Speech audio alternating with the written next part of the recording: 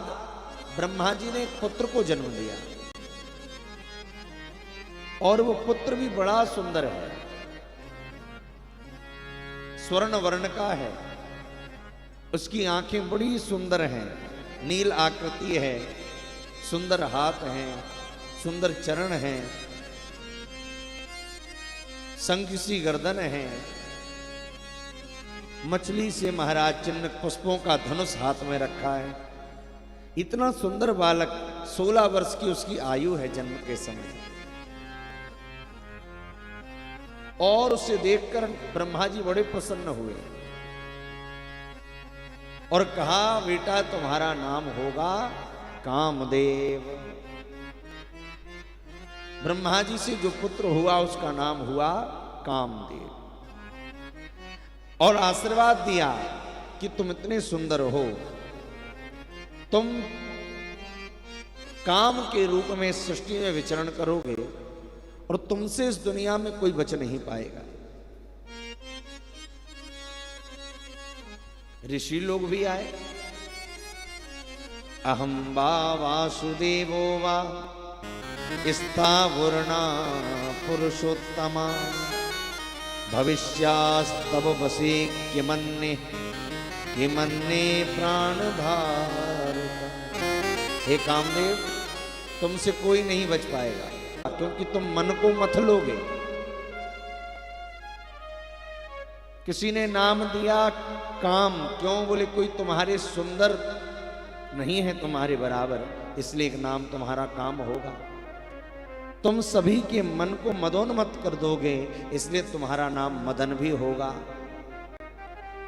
तुम सौंदर्य विमान से युक्त रहोगे, इसलिए तुम्हारा नाम कंदर्प भी होगा। कामदेव को 5 बाण दिए, हर्षण, रोचन, मोहन, शोषण और मारण, 5 प्रकार के। कामदेव ने जब अपने पिता ब्रह्मा जी से वरदान को पा लिया तो सोचा जरा परीक्षण तो करके देखूं।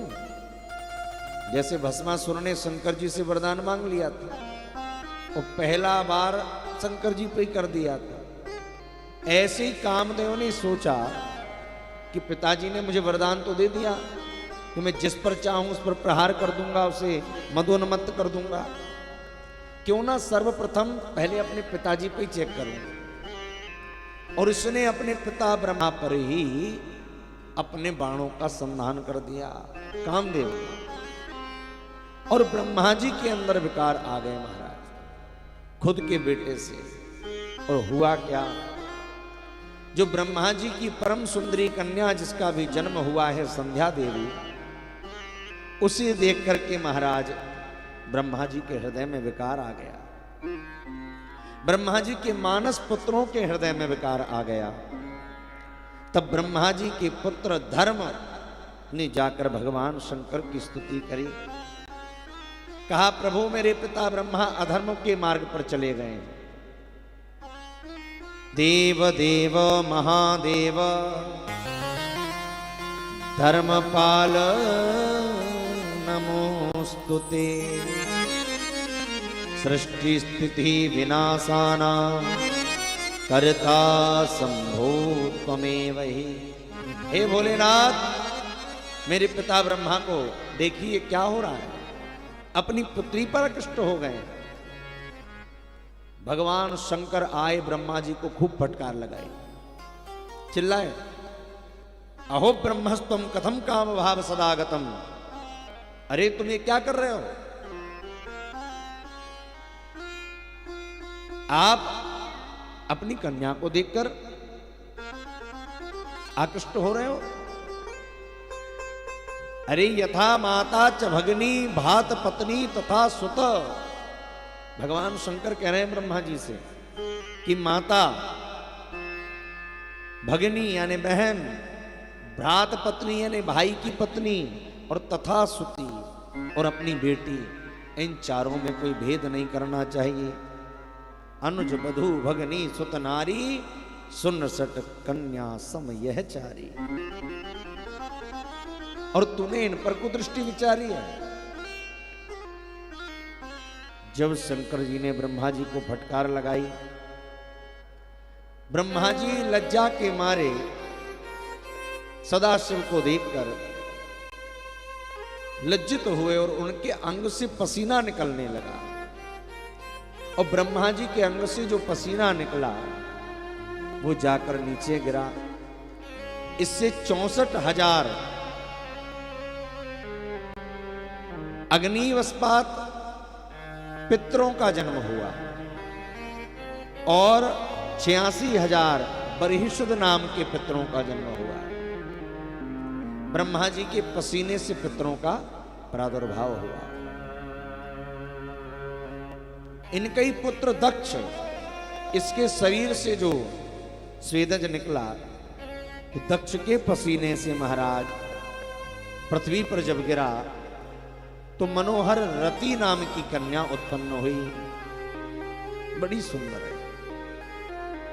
शंकर जी चले गए। ब्रह्मा जी को जब ज्ञात हुआ कि मेरे ऊपर मेरे पुत्र ने ही प्रहार किया था, इसलिए मेरे अंदर काम का संचार हुआ, बड़े क्रोध में आ गए।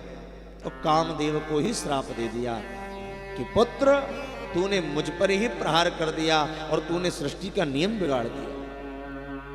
मैं श्राप देता हूं, भवन नेत्र अग्नि निर्दया कंदर्प दर्प मोहिता भविष्यति महादेव कृत्वा कर्म सुदस्करम। हे कंदर्प, तेरा विनाश तूने मुझे शंकर जी से डांट खिलवाई है। एक दिन आएगा जब शिव के ही तीसरे नेत्र की अग्नि से तू भी भस्म हो जाएगा। कामदेव को श्राप ब्रह्मा जी ने दे दिया कि तुझे भी जब शंकर जी विवाह करेंगे तब अनायास तू शरीर प्रदान करेगा। दक्ष के शरीर से जो बेटी हुई है रति, इसका विवाह कामदेव के साथ हुआ। अब जो संध्या देवी थी वो बड़ी दुखी हुई कि बताओ, मेरे पिता और मेरे भाई मुझ पर आकृष्ट हो गए, ऐसे जीने से क्या मतलब है, ऐसे से तो मर जाना ठीक है। बड़ा पश्चाताप हुआ संध्या को कि मैं बड़ी अभागिन स्त्री हूं, मैंने जन्म लेते ही विकार प्रकट कर दिया। इसने संकल्प कर लिया मैं अपने शरीर को हवन की अग्नि में जलाकर भस्म कर दूंगी। अब तो महाराज क्यों कर दूंगी, जिससे मेरे शरीर से किसी शरीरधारी उत्पन्न ना हो, जिसमें काम का संचार हो। संध्या देवी चली गई चंद्रभागा पर्वत के ऊपर और महाराज कठोर तपस्या भगवान शंकर की करी। ब्रह्मा जी की आज्ञा से महर्षि वशिष्ठ ने संध्या देवी को एक मंत्र की दीक्षा दी कि देवी इस मंत्र का जप करना। कौन सा मंत्र दिया? विधि पूर्वक वशिष्ठ जी ने जो मंत्र दिया, ओम नमः शंकराय ओम, ये मंत्र दिया, ओम नमः शंकराय ओम।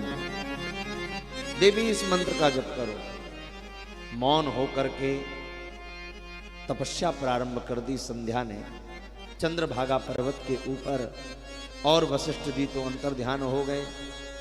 इतना कठिन तप किया संध्या ने, भगवान शंकर प्रसन्न हो गए और संध्या को एक चतुर्युगी निकल गई जब करते करते। एक चतुर्युगी यानी चारों युग, सतयुग त्रेता द्वापर कलयुग, चारों युग एक एक बार निकल गए। भोलेनाथ चारों युग निकलने के बाद संध्या के सामने प्रकट हुए। संध्या ने भगवान को देखा, स्तुति करी, नमो नमः कारण कारणाय दिव्यामृत ज्ञान विभूतिदाय समस्त लोकांतर भूतिकाय प्रकाश रूपाय परस्पराय। हे भोलेनाथ, हे परब्रह्म परमात्मा, हे दीनानाथ, हे करुणा सिंधु, हे अमृत स्वरूप, आप तो ऐश्वर्य के देवता हैं, आपको बारंबार नमस्कार है।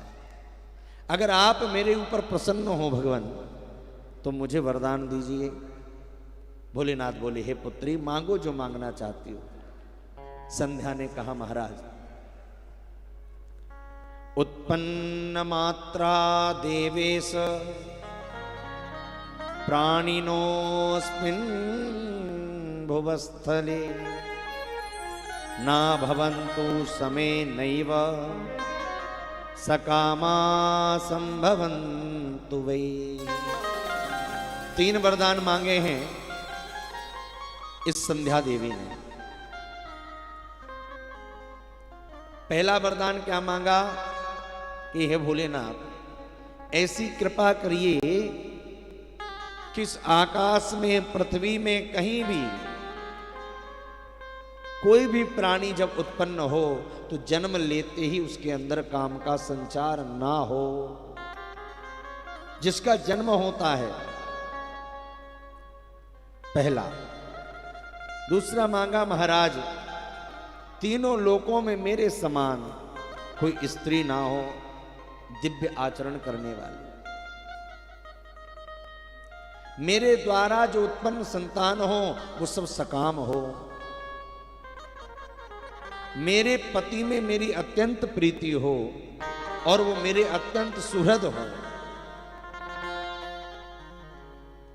और कोई पुरुष अगर मुझे कामाभाव से देखे तो पुरुषार्थ से हीन हो जाए, ये वरदान दे दीजिए। शिव जी ने चारों भाव सुने, तथास्तु कहा और 4 बात कही कि देवी, आज से मैं इस जगत के लिए 4 अवस्था बना देता हूं। कैसी? बोले, प्रथमम शेषवो भावः कौमार सख्यो द्वितीयकम। आज से जो प्रथम अवस्था होगी उसे कहेंगे शेषेव अवस्था, जिसे कहते हैं बाल अवस्था, जन्म के बाद। उसके बाद जो दूसरी अवस्था आएगी 8 वर्ष के बाद, उसे कहेंगे कौमार अवस्था। और तृतीयो यौवनो भावा, तीसरी जो अवस्था आएगी उसे कहेंगे यौवन अवस्था। और चतुर्थो वर्धकस्तथा, और जो चौथी अवस्था होगी वो वृद्धावस्था होगी। तो देवी, आज से मैं कह रहा हूं, जो बाल अवस्था है उसमें काम का प्रभाव नहीं होगा। जो दूसरी अवस्था है उसमें भी बहुत कम रूप में काम का प्रभाव होगा। तुम्हारा पातिव्रत धर्म सदैव सुरक्षित रहेगा। पतिव्रता नारी तुम्हारे समान कोई नहीं होगी। देवी, तुम्हारे पति के अतिरिक्त तुम्हें कामाभाव से अगर कोई भी नहीं देखेगा, और अगर कोई देखेगा तो 7 कल्पों तक नरक में जाएगा और नपुंसक हो जाएगा। और देवी संध्या, तुमने अग्नि में देह त्यागने का संकल्प किया था, इसलिए जाओ, चंद्रभागा पर्वत पर महर्षि मेधातिथिर तपस्या कर रहे हैं, यज्ञ कर रहे हैं। और देवी, तुम्हें कोई भी नहीं देख पाएगा। संध्या देवी गई हैं, मेधातिथिर जहां यज्ञ कर रहे थे उस यज्ञ के कुंड में अपने आप को जला दिया। इनके शरीर के 2 भाग हो गए। संध्या देवी, पहले भाग से 3 संध्या बनी, प्रातः संध्या, मध्याह्न संध्या और सायं संध्या। 3 प्रकार की संध्याएं होती हैं और इन तीनों संध्याओं में भगवान का भजन करना चाहिए। प्रातः संध्या में, मध्याह्न संध्या में और सायं संध्या में। तीनों प्रकार की संध्याएं महत्वपूर्ण हैं। अच्छा, और दूसरा जो स्वरूप था उससे कन्या का जन्म हो गया। इसी संध्या के शरीर से उसका नाम हुआ अरुंधति, जिसका विवाह हुआ श्री वशिष्ठ जी महाराज के साथ। और एवं संध्या चरितम कथितम मुनि सत्तम पवित्रम परमं दिव्यम सर्वकाम फल प्रदम जो इस संध्या चरित्र की कथा को सुनता है,